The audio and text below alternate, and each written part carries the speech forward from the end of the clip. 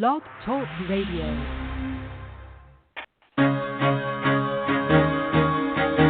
Carol the Coach. Sex, love, and relationships. We talk about it here. Carol the Coach. Compassion with contemporary relevance. I am a psychotherapist. I can be your personal life coach, and I can help you with your issues. There are no problems too small or too big. You can talk about anything.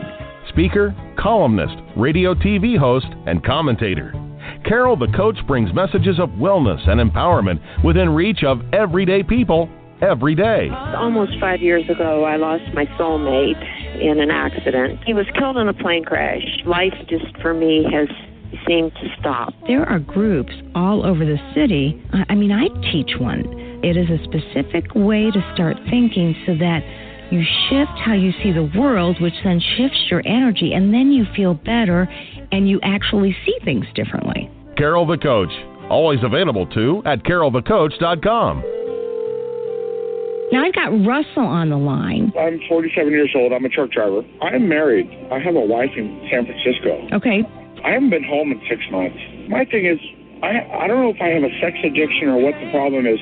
Why do I want what I can't have? And as soon as I can have it, I don't want it anymore. You're right on target when you say, I don't know if I have a sexual addiction. Well, guess what? Yes, you do. And you know what? That's my specialty, Russell, so you're at the right place. Continue. I meet women online, and I'm in a different part of the country. I travel all 48 states, so I love sex. I hear self-esteem issues. You never felt good enough, and you didn't feel like you were getting what you should have then, and you're reenacting that now. Do you want to change that about yourself? You get what you need.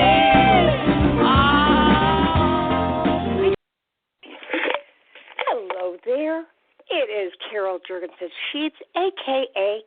Carol the Coach, and this is Sex Help with Carol the Coach. I am here to help you with understanding sexual addiction, partner trauma, hypersexual, problematic, compulsive behavior.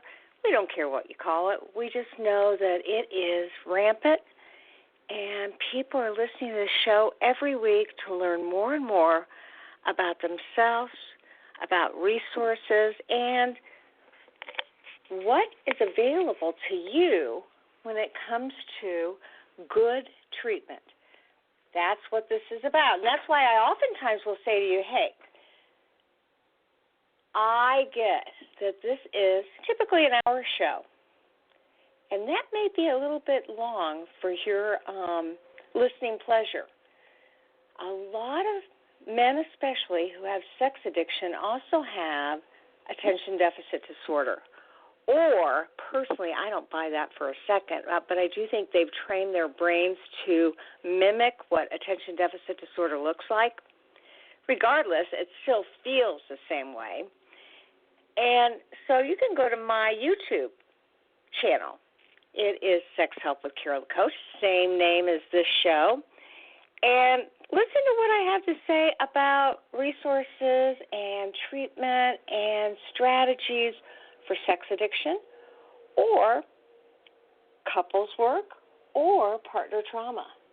Those are typically 6, 8, or 10 minutes long. So I really encourage you to go to YouTube, put in Sex Help with Carol the Coach, and I have probably 70 or 80 videos now that can help guide you through this process of recovery. And, you heard me say that, I don't care what we call it. And actually, the president of ITAP, which is the International Institute for Trauma Addiction Professionals, that's who we are. We are CSATs through ITAP. Stephanie Carnes sent us some interesting commentary on the importance of including compulsive sexual behavior in the ICD, which is the big diagnostic statistical manual. It's not the DSM, but it is the global statistical classification. And she actually had seen a letter published by Krauss in World Psychiatry. And he says, we will likely be calling this disorder, compulsive sexual behavior. And he wanted to discuss the potential impact of including CSB disorder in the ICD-11 for 4 areas. And it's interesting because we are all in sync with how he feels. He says for many individuals who experience persistent patterns of difficulty or failures in controlling intense, repetitive sexual impulses or urges that result in sexual behavior associated with marked distress or impairment in personal, family, social, educational, occupational, or other areas of their functioning, it is very important to be able to name and identify their problem. It is also important that care providers, clinicians, and counselors from whom individuals may seek help are familiar with compulsive sexual behaviors. Again, CSB. During our studies involving over 3,000 subjects seeking treatment for CSB, we have frequently heard that individuals suffering from CSB encounter multiple barriers during their seeking of help or in contact with clinicians. Patients report that clinicians may avoid the topic, state that such problems do not exist, or suggest that one has a high sexual drive and should accept it instead of treating the CSBs that may feel ego dystonic and lead to multiple negative consequences. Now, I know that's a lot of jargon, but what Krauss is really saying is that the clinical world has not caught up with compulsive sexual behaviors. And so there are many organizations that want to say, hey, you just have a high sex drive, or hey, you just need to be kinder to yourself. There's nothing abnormal about this. Or, hey, these kind of problems don't exist. You can figure it out by playing with more sex toys or having more partners. And what we as CSATs know is that clinicians are not looking at the consequences of this behavior, and they're not looking at how, again, people with compulsive sexual behaviors are destroying their lives. It is affecting their work, affecting their families, affecting their friendships. And so it's really important that there is some well-defined criteria for CSB disorder so that the development of training programs on how to assess and treat individuals with these symptoms can occur. And this is for clinicians, psychologists, psychiatrists, and other providers of mental health care. So this is exciting that Krauss, again, World Psychiatry, presented the diagnostic criteria for compulsive sexual behaviors. And basically, he said, if there are compulsive sexual behaviors that are interfering with different areas of one's life, that we really need to take a look at this and help people learn how to cope. And I'm all for that because there just isn't enough information out there yet. But mark my words, and I've said it before, we are going to be dealing with an epidemic. We already are. And it probably isn't going to get the research, the time, the money, or the treatment it deserves until we are on a large scale treating kids with this kind of behavior. And you've heard me say it before, that's how I got into this business, because kids were having oral sex on the bus and other kids were videotaping it, and schools and superintendents did not know what to do with it.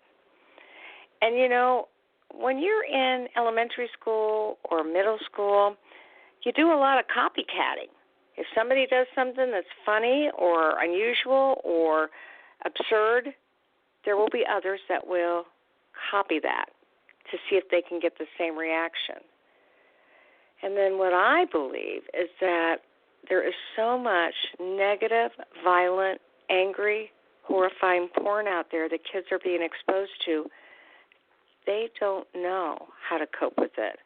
It embeds their brain and implants a lot of negative social interaction responses that will affect their ability to have good, meaningful relationships with other kids and other peers their age. And so, I hope I'm wrong, but I don't think I am. I know enough about human behavior, and I've been working long enough in this field that, unfortunately, we're just not going to deal with it in the way that we should until we see 9, 10, 11, 12, 13-year-olds being so horrifically affected, similar to what we're seeing with all those school shootings.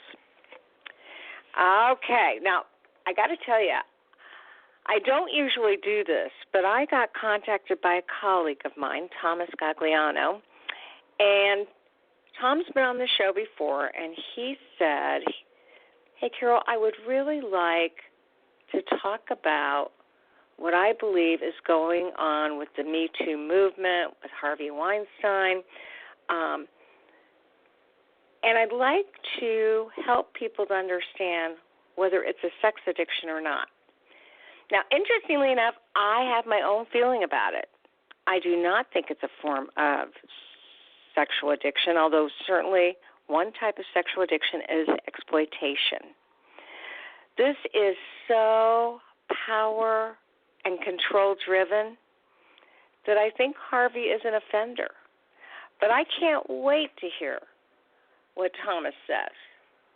And, you know, he is well-educated. He has written a book that's, it's really interesting. It's called, well, he's written 2 books. The Problem Was Me, and that's actually the name of his website, theproblemwasme.com, and Don't Put Your Crap in Your Kid's Diaper. The cleanup costs that can last a lifetime. I mean, this guy just says it like he means it, and he means it like he says it, and he will not mince words tonight. So I hope that you'll stay tuned for an interesting and very relevant show on what the heck is going on. You know, when I do a lot of television appearances, especially when people are having difficulty with sex addiction, and very clearly, I got a lot of friends and colleagues that contacted me when this whole Me Too epidemic came out in the open and said, wow, ground is fertile for you to be on the news every single day talking about sex addiction. And I said, well, I don't necessarily believe it is sex addiction. Now, I really think it's offending behavior and it's power and control, and there was rape involved, and I'm not saying that you can't have a sexual addiction and have those characteristics, but you guys know, and you women know, this is not typical sexual addiction. I mean, is there exploitation by working with sex traffickers and working with sex slaves? And yes, there is. But most men and women that get involved in sexual addiction do have compulsive sexual behaviors that they want to control. They've tried. They've promised themselves they're going to stop. They hate themselves for that behavior. And not once have I seen Harvey Weinstein talk about, I wish I hadn't have done this. I've never seen him look sad. I just haven't seen that remorse and that self-loathing that I see with people with this addiction. So again, cannot wait to have Thomas on the show. Now, I got to ask you, every week you should be adding a tool to your recovery program. It might be an affirmation. I am worthy. I can be successful. I'm a work in progress. So that, you know, think about an affirmation that actually fits your needs. because you have to put good things into your head. Because I do believe in the law of attraction. I believe what you put out there, you get back. And if you're self-defeating and negative, and if you can't recognize your own strengths and your own progress, you're more likely to fail in this recovery movement. Maybe it is actually doing some mirror work and looking at yourself 3 times a day in the mirror and saying, you know, Robert, I love you. Tom, I really love you. You are working hard on this. You are worthwhile. You're amazing. You know, mirror work gets you to look at yourself and begin to believe some of the things that you need to believe to be a better person. And the old saying, fake it till you make it, came from AA and sponsors who said, you know, you got to act as if you can handle some of these things and put your feet in front of each other and do the walk, even if you're scared, even if you're anxious, even if there's trepidation. And if you do it long enough and consistently enough, it will make a difference. So I'm going to ask you, if you're reading your Gentle Path books, if you are looking at the Bible, if you're doing some Eastern religion, what tool can you add to your program that's going to promote more recovery and better self-esteem? That's my question for the day. While I get ready to talk with Thomas Gagliano, I mean, this man is hilarious. He's direct. He's honest. And Tom, welcome to the show. Carol, how you doing? I am doing well. I was so glad that you were willing to talk about the situation. Absolutely. I think it's something that needs to be talked about. Sex addiction, especially, you know, I feel bad for celebrities because they're not able to really gain what the regular Joe can gain and walk into meetings and talk to other people and make fellowship their priority as easy as other people can. And it really becomes a detriment in their recovery. Oh, 100%. And, you know, I got to tell you, there is some static on your line. I think you should hang up, call back, and maybe even sit in a different location when you do that. Okay, I'll try that. I'll call you right back. Okay. Of course you will. Look forward to it. Okay, bye-bye. Yeah, you know, one of the things I know is sometimes that static can't be heard by the person that is talking, and I really want him to have a nice, clean show. So we are talking with Thomas Gagliano, and he's going to be talking about that casting couch and how it has affected people and how people are affected by their own sense of power. You know, empowerment is the name of the game. That is what recovery is all about. And so Thomas is going to be sharing with us how does one go about finding their own truth and their own power.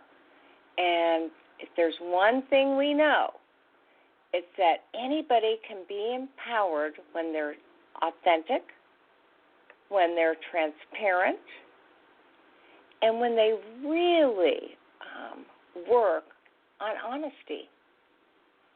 And that is so crucial. There is just no doubt about it. You know, so many people who are working with addiction,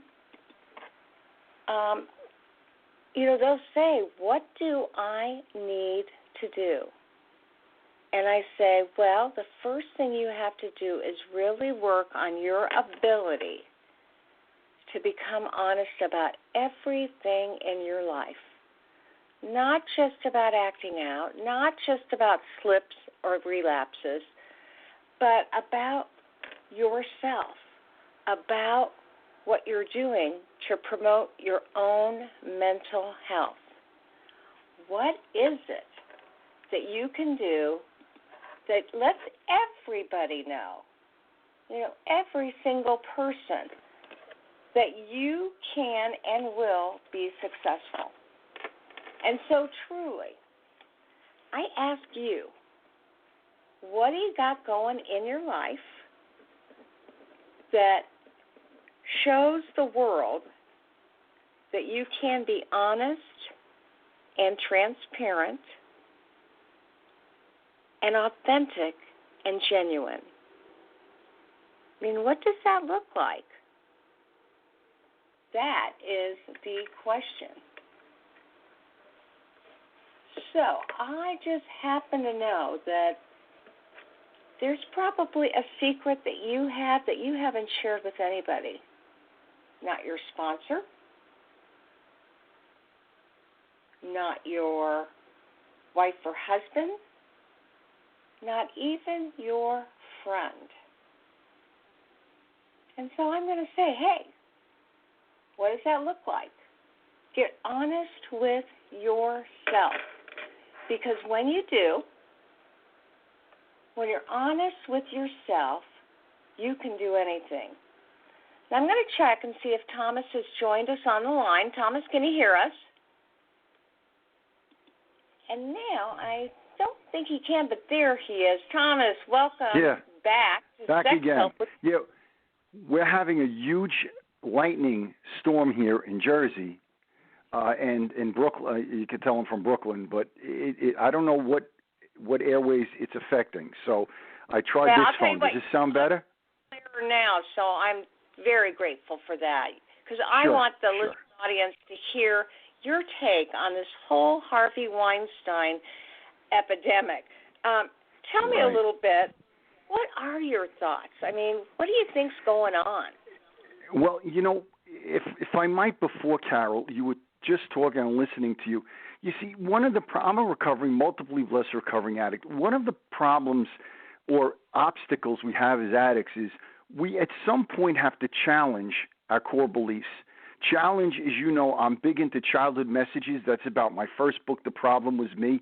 And we have to challenge those beliefs. Let me give you an example. I facilitate groups for recovering addicts. And I have one group that has people that are similar, ritualistic with their sexual behavior, as you hear the celebrities do. Now, you know, when a guy in group shares his vulnerability and his secrets, everyone in group thinks it's amazing. It's courageous. Wow, that guy really has guts. Yet the guy who shares it thinks he's a wimp. He thinks he's going to be laughed at or judged. So, again, we have to challenge some of the beliefs we grew up in, some of the messages we received in childhood, some of the messages we've received from society that tell us that being vulnerable is indeed courageous. It is indeed something we all need to do when every part of our body, our mind, our thinking is telling us, what are you, crazy? You're going to get judged. You're going to get put down. Because, you know, as a recovering addict, I grew up in a household where if I shared feelings or, God forbid, cried, my dad called me his little girl. That was the message I got. So, you know, in life, as I learned to recover, I had to trust the process that Tom wasn't in control of. Now, that's hard to use that word trust when you learned early on that if you were vulnerable, bad things happened. So we have to challenge that. That's one of the things I teach group members. We have to challenge somebody's early core beliefs and somebody's early messages we received in childhood. Okay, so just tell our listening audience for a second, how did you combat that? Because obviously your dad probably did not know that he was being abusive and affecting your self-esteem at a young age. He was probably raising you like he had been raised. Absolutely. He's carrying down messages, and that's what has to be broken. But you remember, children are egocentric. So when my dad's out drinking, not coming home when he should, and when he comes home, he's hurting people, okay, I don't say, gee, at 8 years old and 9, Dad is an alcoholic. I don't say that. Rather, I say, what's the matter with me? I must be unlovable. I must be a bad kid, or my dad wouldn't be doing this. There's where the core belief starts, and that starts to tell me I can't trust others for my emotional, physical, and nurturing needs. But I need something else to fill that void. Then I go to addiction. So this is what happens to most addicts. It starts early on of feeling that they're not good enough. It comes from messages that your parents can't can't resolve conflict, or you don't see them resolving or regulating the discomfort when they're discomforted, and those messages are carried into adult life. So that's what happened with me. That's why I fought recovery, because I didn't trust any process that I wasn't in control of. And what is recovery? I can't be in control of the process. I have to hand it over to a sponsor, therapist, coach, and that's very hard for addicts, to give up control of a process, not be in control of that process. That's what makes recovery so difficult. But when you're willing to take direction and give that control over, that's when great things happen. And that's why, as we were talking about these celebrities here, it's very difficult for them to give up control. They are used to being in control. So what you're seeing with Harvey Weinstein and all these other people is not really about sex. It's about giving up control and power. And they have sexual rituals that they carry out, which in their world is like alcoholic to an alcoholic, which if they don't give up the ritual, they'll never give up the sexual acting out. No, I 100% believe you. As a matter of fact, I used to work in a sexual abuse program where I treated all the offenders or perpetrators, the survivors, which were typically the kids, and the family members. And what we did in treating that family system is we explained that this really wasn't about sex. It was about power and control, and sex was one way to manifest that power and control. And Harvey seems like a perpetrator to me, I got to tell you. Sure he is. Sure he is. You know, I don't mean to offend anybody out there. I'm not defending anybody out there, but these are the kind of individuals that I try to help. And really, you know, I always believe, this is my opinion now, I don't say it's everyone's, but everything comes from early childhood messages, as I said. Everything comes from, did you see mom respect dad when you were young? Did dad respect mom? What did you witness as a child? Did you witness that women should be respected, should be held? Did you have your needs met? Were you told, hey, how you doing, kid? What's going on? You look sad. Did you feel like you were powerless over the power? Did people trying to control you as a child, tell you what to do all the time? And then when you grow up, you try to gain back that control in these sick ritualistic ways. So everything, to me, stems from the childhood messages that you receive. What did you receive mom and dad do? Did they respect each other? What went on with that? And I think I would be willing to bet that all of these celebrities that you see out there that have done these things, if I had them in a room and I really probed them, they would come up with the reasons why they didn't respect women, why they needed to gain control in their life, why they were ritualistic. And I'm not excusing any of their behavior, but it's always rooted in that childhood message area. And if you don't look under those unswept corners of your life, what happens is you reenact those things later on in life. And this is, again, what we do with my groups is we talk about each member has a ritual that they did in their sexual acting out. Each member has one. And if they don't surrender the ritual when it begins, they're never going to be able to surrender the sexually acting out. So every member, as I heard you say earlier, we all have secrets. And you know that old expression, we're only as sick as our secrets. We got to explain to all the members what exactly our ritual is, because that's the point that has to be surrendered. Not when you're ready to have sex with the person, or that you're way beyond. You're never going to call your witnesses up at that point. The people that know your truth. Now let's make it a little bit clearer, because we have sex addicts that listen to the show. We have clinicians that listen to this show, and then we have partners of sex addicts. So give my listening audience an idea of a couple of the rituals that end up becoming reenacted because they don't work through it with other people. Well, you could have the ritual if you want me to give you examples of how Harvey Weinstein was setting up the massages he was getting way before he actually had the person in the room. The brain becomes hardwired. the dopamine, everything becomes ignited way before the acting out. So it was luring the people to the room. What are they wearing? What are you going to tell them? How are you going to slip away? How are you going to come back naked? How are you going to – all of this stuff is super powerful. So if you think Harvey Weinstein is going to call somebody when he's all wrapped up and ready to go, he'll never do that. He's powerless, as we know in the first step, no power to do it. So he has to talk about and structure his life around recovery. And structure is a big word. You know, recovery is not something you can do Monday through Thursday and take Friday off and Saturday off. Recovery is a structure you have to adhere to on an everyday basis, where you're constantly in touch with those witnesses or those people that know your truth. So you're constantly putting your discomforts out there. Because to me, addiction always starts with a discomfort. It doesn't start when we're ready to grab the bottle or the drug or the pornography. It happens when we have a discomfort. We don't know how to regulate that discomfort.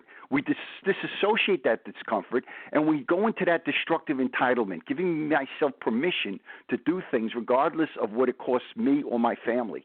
So it really starts from that discomfort. So in my groups, we talk about the discomforts first and foremost. How do we talk about what discomforts us in life on a daily basis, that we could start to talk about that way before the ritual takes place? You follow me? Absolutely, 100%. So you look for those discomforts that have occurred from wounded childhood experiences. Right. And then you watch how they reenact themselves as you go through puberty, as you become a young man or woman, as you are middle-aged.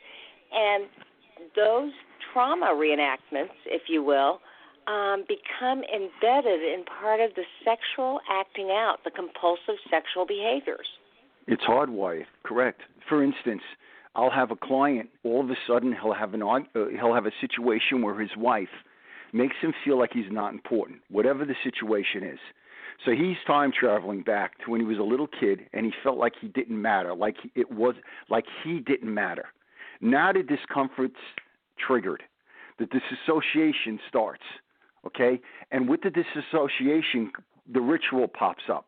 It's, am I going to go home? How am I going to look at pornography? What room, what time? What am I going to see on the pornography? What sites am I going to? The ritual starts. But where does it really have its nucleus from? It has its nucleus from a discomfort that triggers a childhood wound. I don't matter. And believe me when I tell you, most of the time, my clients will tell me that one of the triggers they have in all areas, whether it's with boss, children, wife, husband, is I don't matter. Because, again, many addicts didn't feel like they mattered to their higher authorities, higher powers as children. So the discomfort is what starts that computer, that hardwiring going. That's what has to be surrendered, not the point where they're ready to go on porn, because at that point, they're not calling anybody. They're done. It's the discomfort. And again, it's learning how to regulate discomfort, because many addicts never really saw their parents resolving discomfort. They saw somebody shutting down, running out the door, controlling the situation, always having to be right. So discomfort in their world was never resolvable. So when they get discomfort as an adult, okay, they go back to an unresolvable scenario, and it brings up a lot of fear and a lot of trauma, and that's where the ritual starts. Yeah, that makes all the sense in the world. So now let me just ask you, would you say that Harvey, and we all know this is speculative. Neither one of us have ever worked with Harvey Weinstein, but is your gut that he has a sexual addiction? Yeah, I think let's talk, what is addiction? And I think you'd agree that addiction is a symptom. The real problem is not the addiction. It's what lies underneath, the brokenness inside of the person. So whatever MO a person takes, in his case, it was a sexual MO, and it could have been triggered by some sexual trauma he had in his childhood. Or, there are some people that, as little kids, were touched inappropriately, and the little kid might have felt good. So now we have attached shame and feeling good to that child's brain chemistry. In other words, I know this is wrong. It's not supposed to feel good. I was touched inappropriately, but it did feel good. And now I got shame working for me. And maybe that's how, from a bad childhood where he wasn't able to feel like he was important, now that becomes his acting out symptom. Not his problem. His problem is a brokenness inside, but that becomes his acting out symptom. Which again, if I had these guys in a room and in my groups and stuff, I'd get to why his MO is his MO and how that became triggered in his life. We have processing addictions, we have gambling, and we have pornography, and we have spending, and then we have addictions that are more physically based, like substance abuse. Like alcohol and drugs. Why we choose certain things, depends on some of our experiences in life. But regardless of that, all addicts have come from a childhood, in my opinion, that they felt somehow that they weren't important, that they weren't valued by their higher powers. And that's why they disassociated and had to find addiction to solve their problem. Well, 100%. So what I said is, do you think this is an addiction? And you basically said you believe that there's probably some significant core wounding that would meet the criteria for the substance, the problem that causes sexual addiction. Yeah, absolutely. And you also say that this is much more about power and control than it is about sex. Absolutely. I think that it comes from, I would like to know, I would ask Harvey, I would say, what was the relationship your mom and dad had? Did they respect each other? Didn't they respect? What happened when there was conflict? Did somebody, overpower the other one, put the other one down? What was that like? We all think that everything is about how our father relates with us or our mother relates with us. What about how our mother and father related with each other? How powerful is that? So what were the messages that were given to you? And I would also probe about, was he touched inappropriately? What happened with that? And again, we're in, unfortunately, an era of social media. Pornography is a leading online maker in America today. It makes more than any major league team in any sport. Somebody's watching porn. So it's happening now because moms are working, dads are working, kids aren't being watched as much as they used to. They're going on porn, and they're starting to attach things at 11, 12 years old. They're starting to watch porn. So pornography and sexual addiction has become more of the go-to addictive symptom, if you will, in this day and age, more than anything else, because it's so readily available and it's right there with social media in front of you. So there's a lot of reasons why people have started to use that as a way to cope, as a way to medicate their pain versus other symptoms of drinking and other things that they could be doing.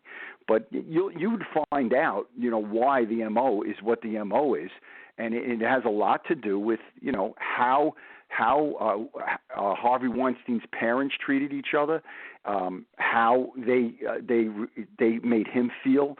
Did he feel controlled? Did he feel powerless? Did he feel like his opinion didn't matter? All of these things, it's not one thing, but all of these things make up the chicken soup.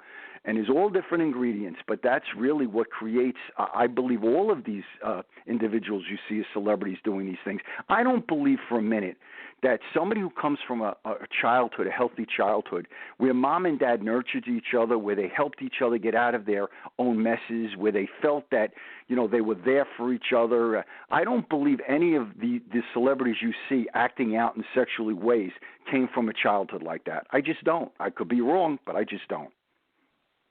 No, I absolutely understand. So then, one more time, how do you think somebody could then evolve into a sexual predator? Because I got to tell you, this is what Harvey Weinstein seems like to me, a sexual predator. And predators are often into power and control. Right. And I think somebody that's very, very angry inside, somebody that is trying to hurt others the way they're hurting, somebody, again, that was bullied, abused, or was really hammered as a child, I think that's the somebody that can evolve into a sexual predator, where they had experience with sex, where it felt good, it numbed their pain or medicated their pain, and then you add to that anger inside of them, that self-hate. I believe all of these people that do this hate themselves. Truly, I believe that. I think that that's what gives them that destructive entitlement, like the world owes me. And I think that's where that destructive entitlement, as I call it, comes from. So I think that's what creates a predator, is a lot of self-hate coming from childhood, where, you know, you really had a lot of anger and hostility in your younger days, and you felt like the world owes you. I know for me, as a recovering addict, I was a victim as a kid. I was molested. I had all the abuses, and I had this anger that said, man, this world owes me. Was I a victim? Sure was, legitimate victim.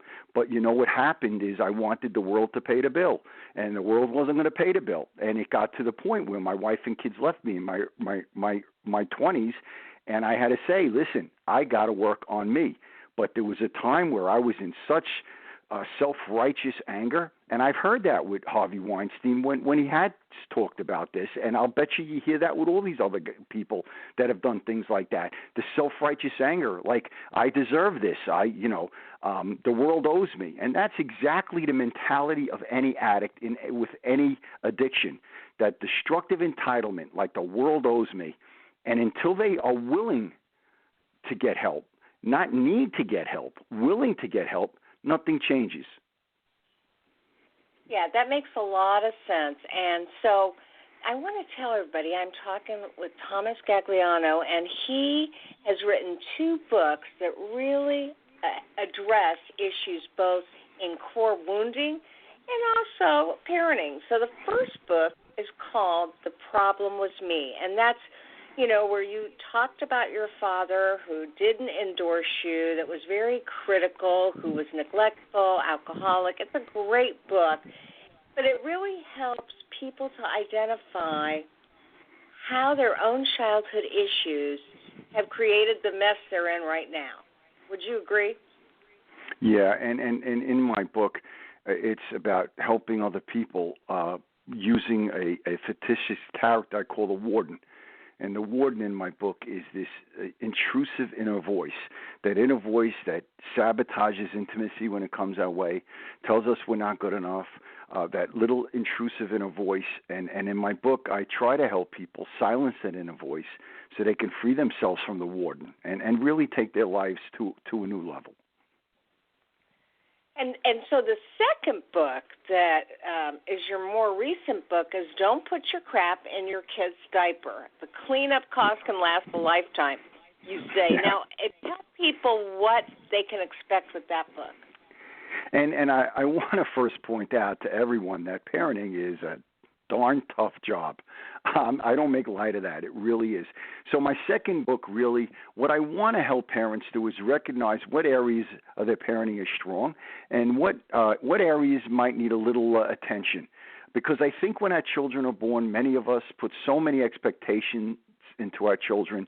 We sometimes put our fears, sometimes imagine more than real into our children. We already have them set up to be who we want them to be sometimes, and I know I've done that too. So I want to make parents a little bit aware of themselves, because I believe self-awareness is the first key, and the second is with awareness, it gives me a better understanding of what actions to take, and if I can maintain those actions, man, I've changed the messages going down into my children's diaper now, and that's really what my second book's about. Got it. And so if people want to see your website, they want to be able to buy the book, your website is www.theproblemwasme.com. And Correct. what can they Yes. expect to see on your website?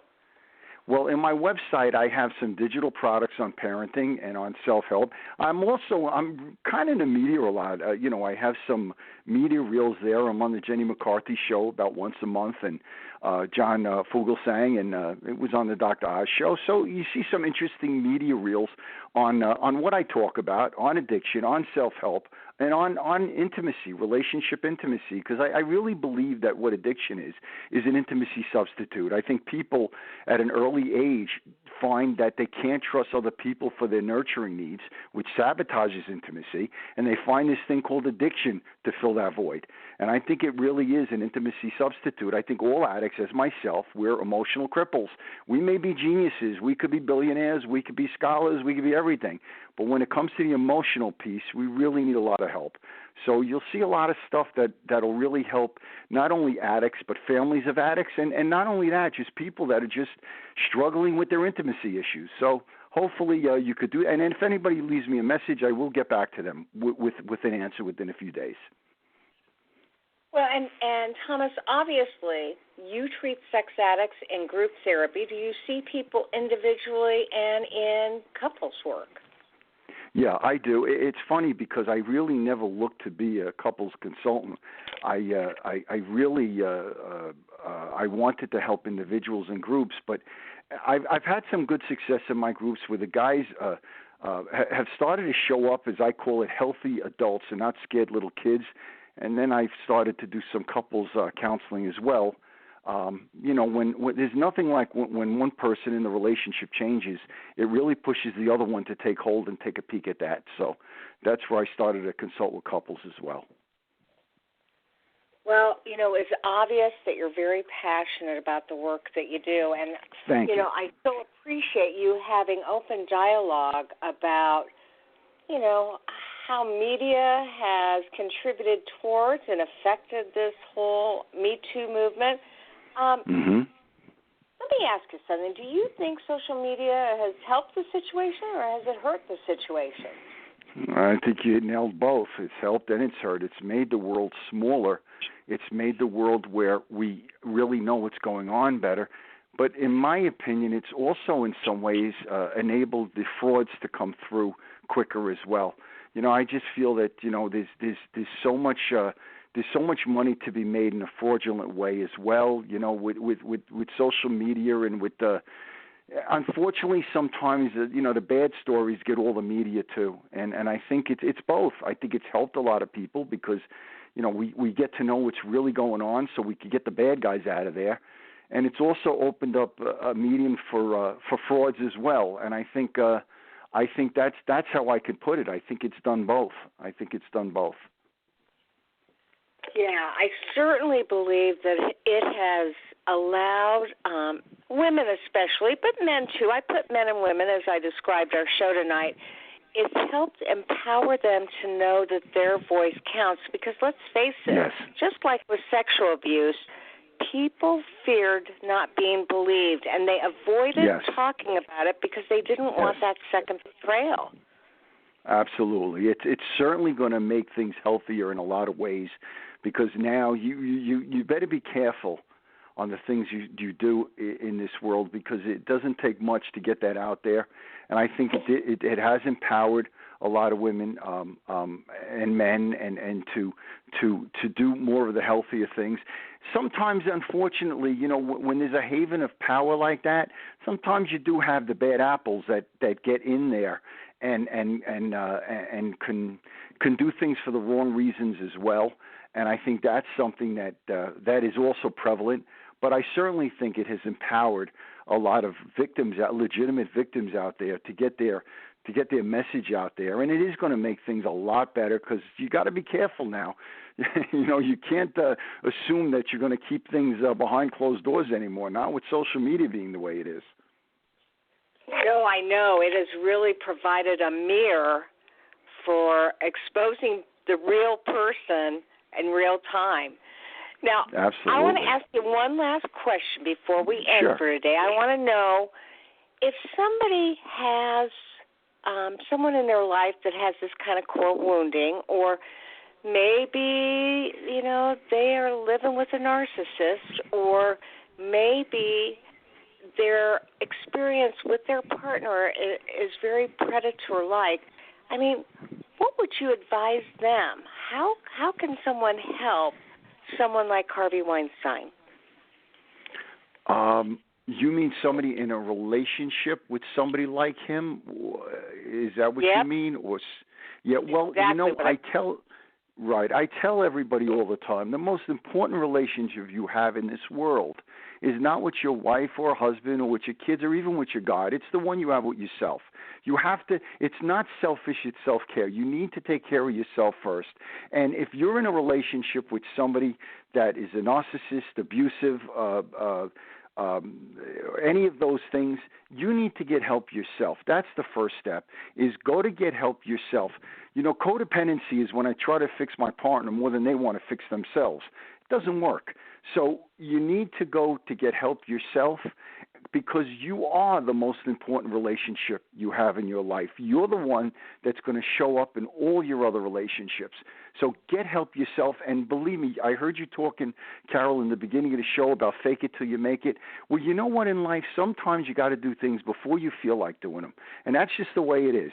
I got to take actions before I feel like taking the actions. And if you can do that and grab the whole of a fellowship of any kind and let them hold your hand through this, believe me, there's wonderful rewards at the end, and you're going to feel empowered and feel better about yourself. Absolutely, 100%. So as we end for tonight, what would you tell our listening audience that you think would make a difference in how they see the world? I think that, again, I just love my background is all fellowship. And I think, the more you can talk to other people and the more you get close to those supportive people in your life. I'm not talking about people that are going to judge you. You don't need those in your life. But when you can find a fellowship of your own, whatever that is, it doesn't mean you have to be an addict. And you could start to talk to people that you feel safe enough to share your feelings with. You could help them with their blind spots. They could help you with yours. I think it's a wonderful, wonderful situation for all people to be in. So I think, finding a fellowship of some kind, a we process always works better than a me process to me. I think that really will open your horizons and help you in whatever you're battling in life. Yeah, that is so well said, because I tell people day in and day out that the antidote for addiction, any kind of addiction, but certainly a process addiction like sexual addiction, is connection. And so for you to say fellowship is key to getting healthy and being authentic. Yes. You're absolutely right on target there, Thomas. Thank you. Yes, I really do. I see miracles happen when people allow other people into their lives. And again, the right people. I'm not saying you're in a circle people. Those are the people that will support you, not judge you. But I've seen miracles in my group. I've seen, I can't tell you where I've seen some of my clients go from. I don't mean that for me in a bragging way. I mean because they've allowed themselves to take direction and allow other people into their life. Oh, I 100% agree. So you keep me posted of new books that you're writing and projects you're doing. And, again, I so appreciate not only your wisdom, but the fact that you're so open, honest, and transparent about the pain you suffered as a kid. And you've been able to turn that around. And that's what we want for all of our recovering addicts, to find a way to do that 12-step and turn their life around to help other people. Yep, absolutely. And it takes courage to everybody out there that is struggling with moving forward and allowing other people in their life. Maybe it's a sponsor going to a 12-step meeting, a therapist, a coach, struggling with that. I get it. It's the first step is the toughest thing, to get your feet going in the right direction. And I remember when I used to tell guys in meetings, I used to tell them, just get your feet there, because sometimes your head's not going to help you. Follow your feet there and get yourself to a meeting, because that's the truth. Sometimes our best thinking is what got us where we are today. So we got to just follow our feet. Well said. Thomas Gagliano, thank you so much. Again, I'm speaking with the author of The Problem Was Me, and also Don't Put Your Crap in Your Kid's Diaper. And to find out more about him, go to www.theproblemwasme.com. Thanks, Thomas. Carol, thank you. Always a pleasure. Thank you very much for having me on your show. Absolutely. And we'll talk to you real soon. You got it. Take care. You too. Bye-bye. Okay, as you can see, that man is passionate about making a difference in the lives of others. And we just hope he stays safe in Jersey while there's that rainstorm going on.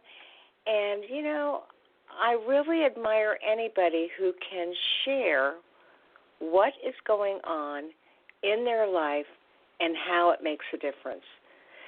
Hey, you're listening to Carol Jurgensen-Sheets. I am a.k.a. Carol the Coach, and we'll catch you back here for more Sex Help with Carol the Coach next week. But as I say at the end of every show, there will only be one of you at all times, so fearlessly have the courage to be yourself. And like I said, go to my YouTube channel, Sex Help with Carol the Coach, and get that information. There's things for sex addicts, there's things for couples, there's things for partners. And hey, speaking of partners, I've got a new radio show, an internet blog show, and it's on Thursdays, and it's called Betrayal Recovery Radio, 2 o'clock. I don't think we're quite up yet at iTunes. I'll have to check that today. It takes a couple weeks, and we had our inaugural show last week. But I would love to have you. I'd love to have you listen. If you're a partner, this show is dedicated to partner betrayal and sexual betrayal. And so this is your show solely, although I always encourage sex addicts to listen to the show so that they can learn more about how a partner feels and develop that empathy. I mean, I just gave a man today the homework assignment of reading My Sexually Addicted Spouse by Barbara Steffens. And that is his homework assignment so that he can understand why his wife doesn't seem to be letting go and trusting him yet. All right, thank you so much for joining us, and we'll see you next week for more Sex Help with Carol the Coach. You make it a great week, and don't forget, figure out your affirmation.